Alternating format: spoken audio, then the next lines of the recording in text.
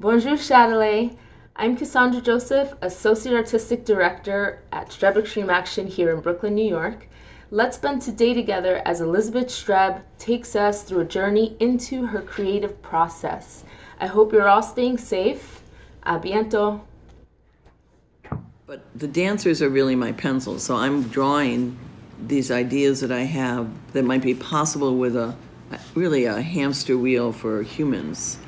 It's this beautiful, huge, and somewhat very dangerous machine. But when I'm watching them, they'll be constantly doing things that they think they can do, or they'll do a leap while the wheel is turning under them, or they actually, they are instigators of vocabulary as well. And I feel my job in this STREB Extreme Action program, STREB Extreme Action Pursuit, is to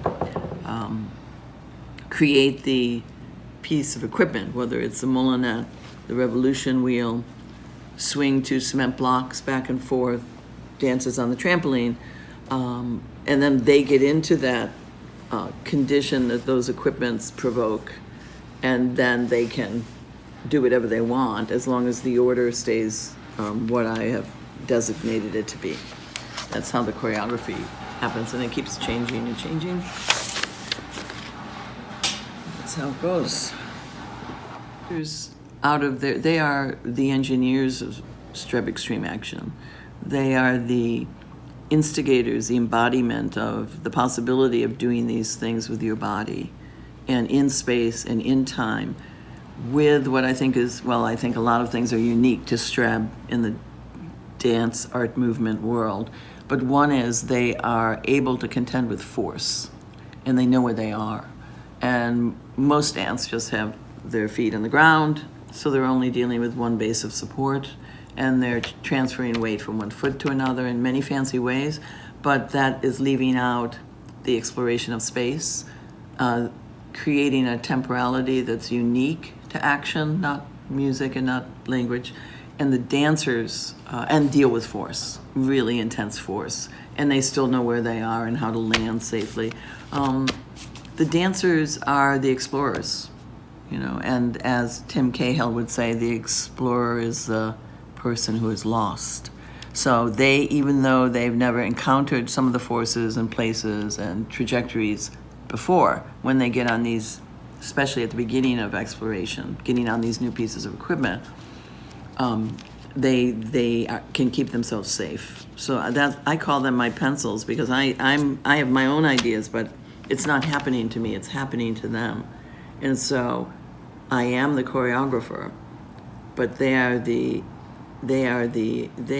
explorers and the discoverers of what is possible in all of these different physical and spatial and temporal situations. This is a new piece of equipment called the moulinette, and there's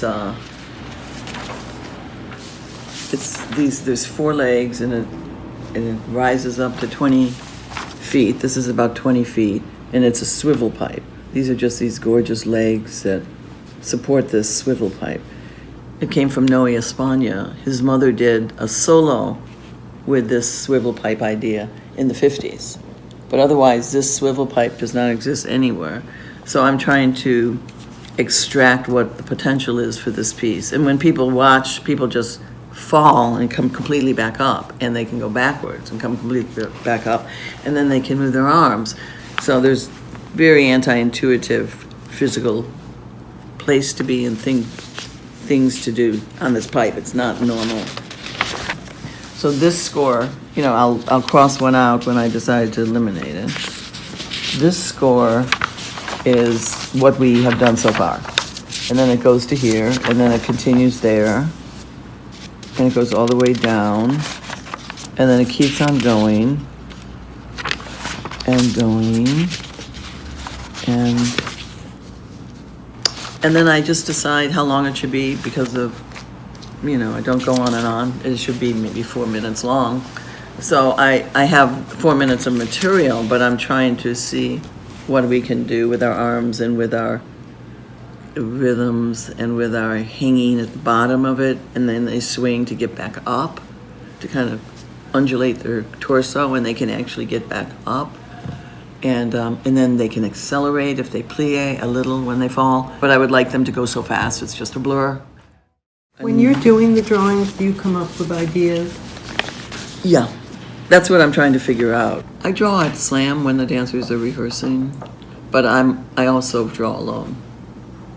I always drew my choreography, and I drew as a child. I could draw and paint and stuff. Because of course, since 1977, there's hundreds of drawings, videos, you know, certain press, but mostly it's drawings, it's video, it's photographs, and they're now in a climate control room. It ends up being the two concerns are the spatial activity, like what the images are, but it comes out of the timing. So I'm trying to get the right rhythm for the action. And I'm trying to vary what the dancers do. And then when I move on over here, I make decisions about what's sufficient and what's necessary. So I eliminate, I add, I see what's missing in my own brain.